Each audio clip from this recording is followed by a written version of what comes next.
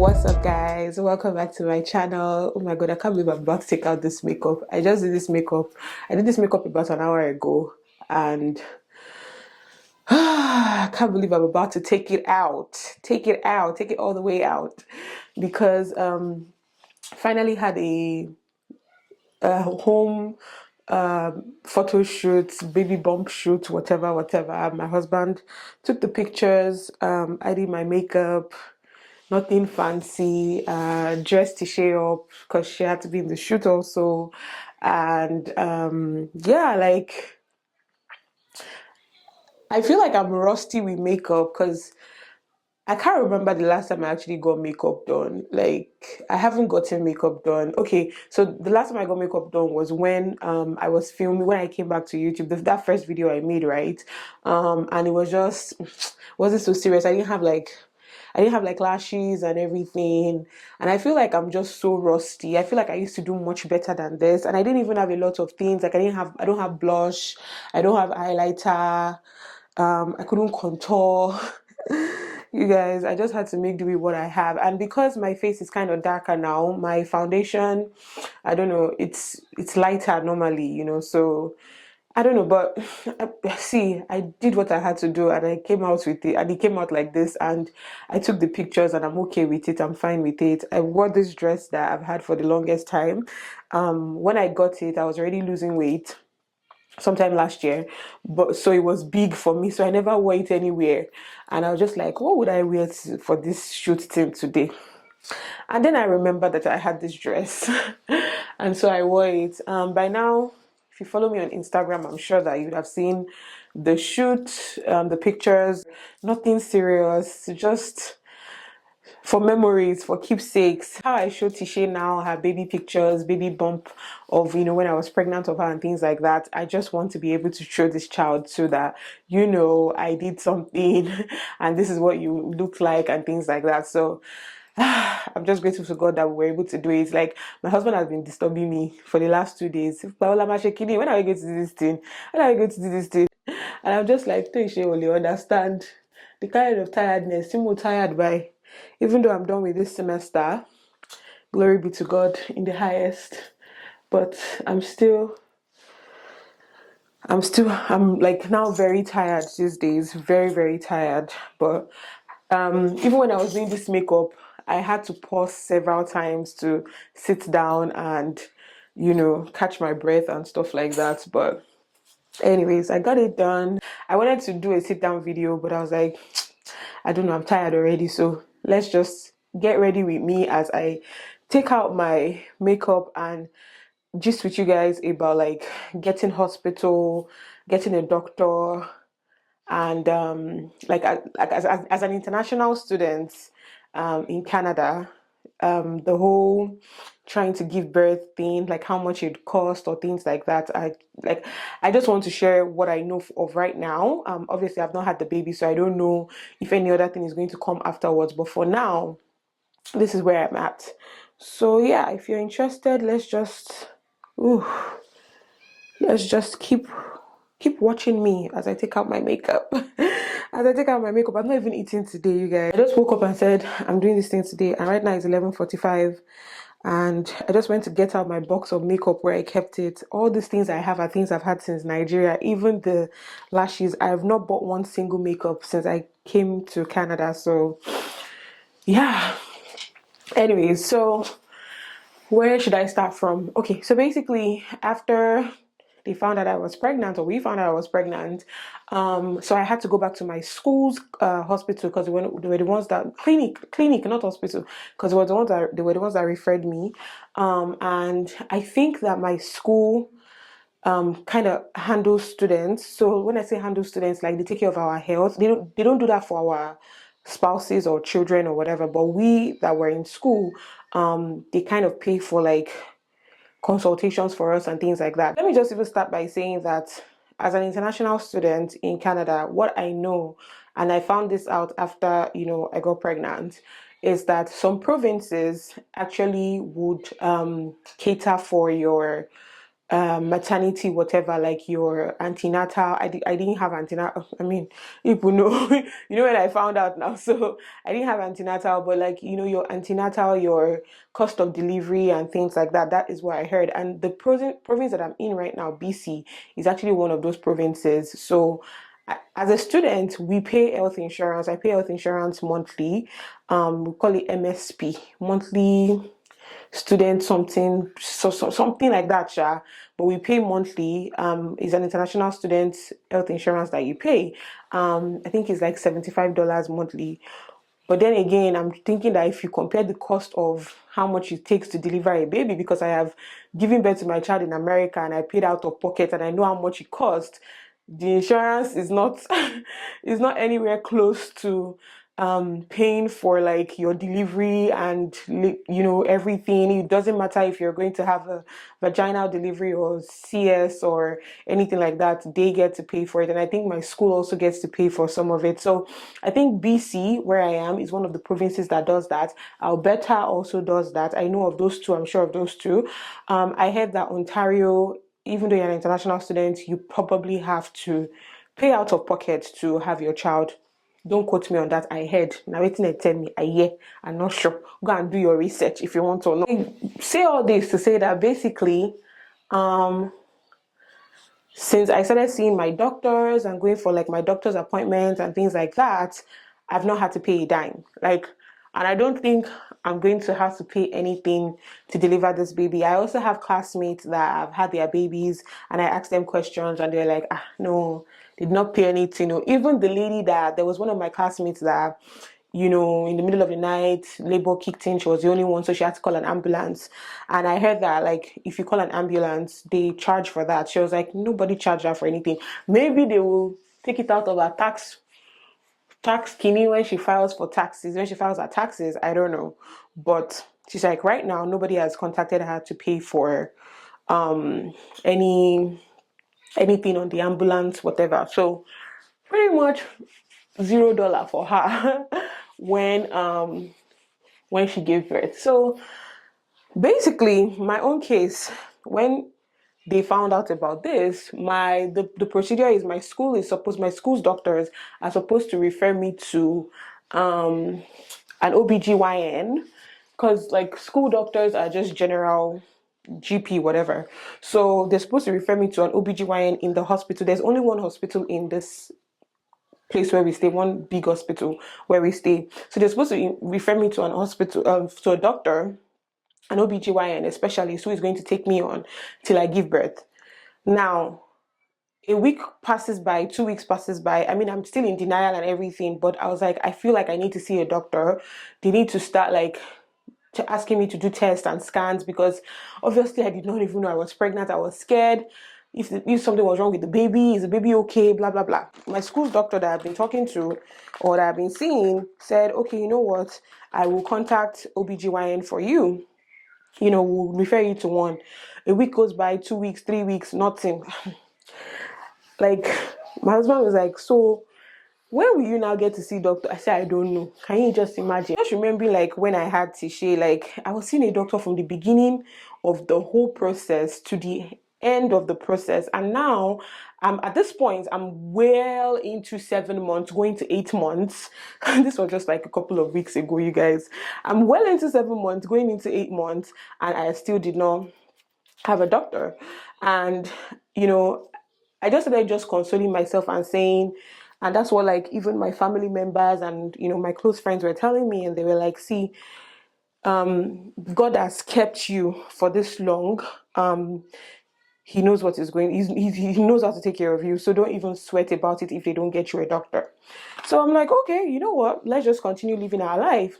So all of a sudden, one day, one of the school doctors that I had been scheduled to see calls me in the meeting that, you know, because they couldn't find an OB GYN, but somebody still had to be checking up on me. And then the school doctor says, I'd never spoken to her before. And She was like, oh, I don't know about your case. Like, what's going on with your case? I was like, I don't know. I'm supposed, this is the doctor I've been talking to, but for some reason he's out of town. So they asked me to come see you. And she was like, okay, so she reads my case file or whatever. And she was like, oh, it's written here that no doctor wants to take you on. I'm like, excuse me? You say waiting. So apparently they had been reaching out to a bunch of OBGYNs and nobody wanted to take me on. I don't know why.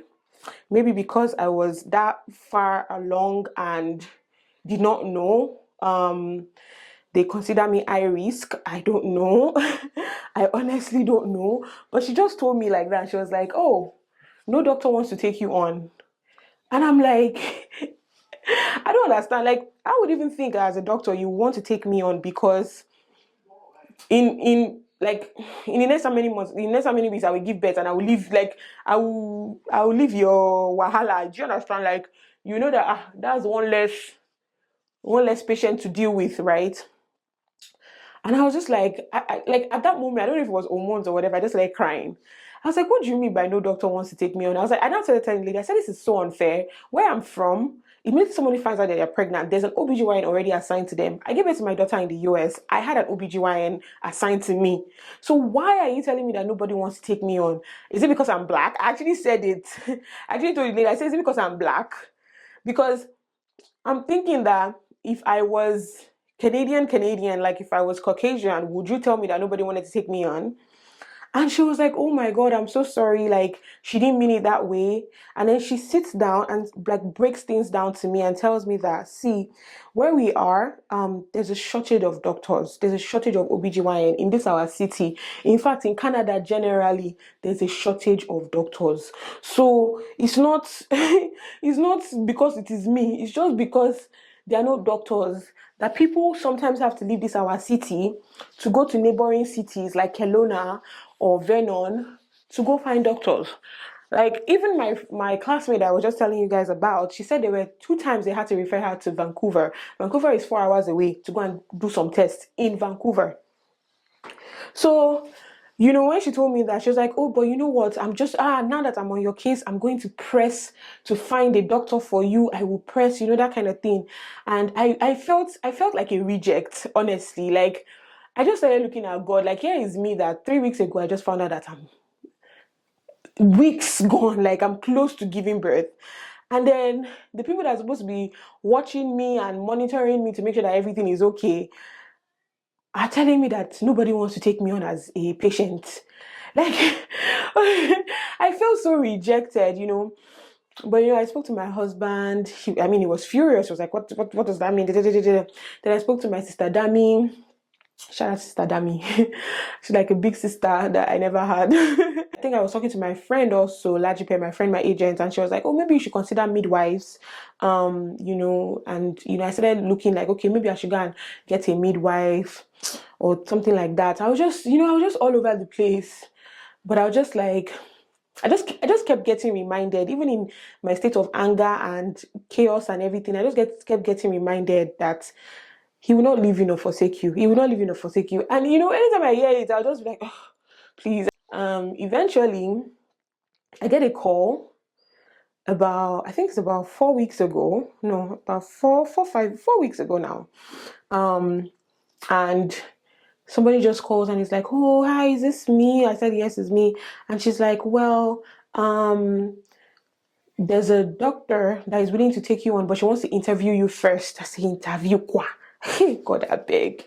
I picked Tisha up, went to the appointment. I met with the doctor. Before I saw the doctor, they ran a couple of tests. They asked some questions about my history. My first child, like Tisha, like was it CS? Was it this? Was it that?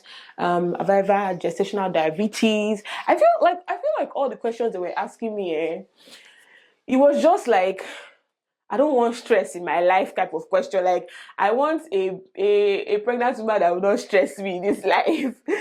So instead asking me like all this, history question, like history about myself and things like that. And I told them, and then all do you have hypertension? Do you have this? Do you have history of this? Do you have diabetes?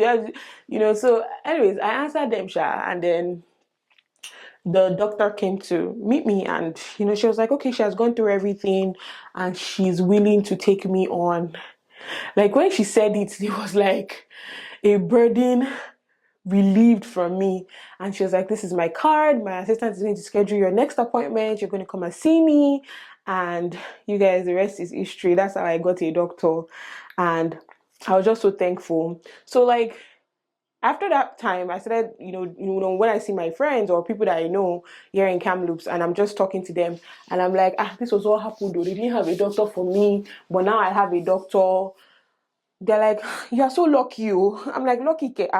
They're like, they know people that are like Canadians like that are Caucasian, that they still couldn't get a doctor. They have to go all the way to Kelowna. They have to go all the way to Vernon. They have to go to Merritt. They have to go to other, like our neighboring cities. People sometimes even have to go to Vancouver to get healthcare, to get good healthcare, like, because they can't seem to get an OBGYN here. See, some people have to sometimes move to maybe where their parents stay in another province or something, just so that they can have access to good doctors. And I was just like, where we are coming from, you guys. If you get pregnant today, and you walk into any Nigerian hospital, you go see doctor today. You go, in fact, you pick the one. You even be doing shakara. I don't want to go to this hospital, I want to go to this hospital. So it's a huge it was a huge culture shock for me. Even like when I had my daughter in the US, I already even had my doctor before I got to the US. So I don't know. It's this whole brouhaha of getting a doctor was very new and strange territory to me. I'm glad that finally, I was able to get a doctor, and she's been like super amazing, you guys. Like, first of all, I love that she's a woman self. So I can really open up a lot to her about a lot of things, and she's been really good. I've been seeing her every week since then. Even though she placed me on high high priority risk pregnancy or whatever. So I have to go do NSTs every week. I have to do a couple of lab work every week. Tomorrow I'm even going to go and get iron infusion because I'm alpha thalassemia, one thing. The thing is plenty. It is plenty like that, you guys. But that's basically the gist of like, my healthcare, and I haven't had to pay anybody. The doctor just said, oh, you're on MSP, you were referred by your school. I said yes. And to go back to my school's clinic to just say thank you to the doctor that actually pushed for me. She went out of her way. I feel like she's friends with the OBGYN that took me on, and she was just like, please, I need you to take this girl on, so I just went to say thank you to her. I was so happy.